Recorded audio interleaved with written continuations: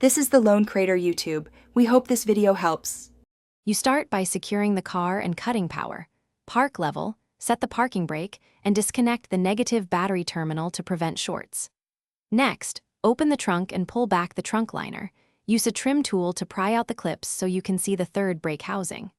Prepare tools now, Torx T20/25 and a Phillips, so once the liner is loose you can begin removing the fasteners without stopping to search for parts.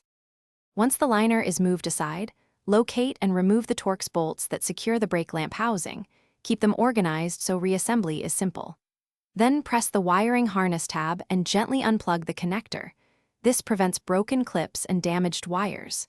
With one hand supporting the lens from outside, push the housing outward through the roof channel and ease it free from its gasket. This reduces the chance of cracking the lens or tearing the seal.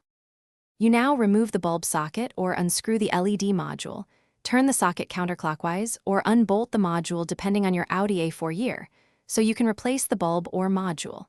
Once swapped, reconnect the battery briefly and test the third brake light to confirm proper function. Make sure it lights brightly and consistently.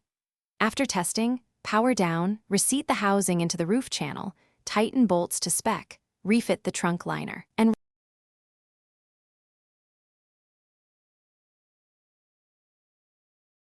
Thanks for watching. Consider subscribing if we helped you.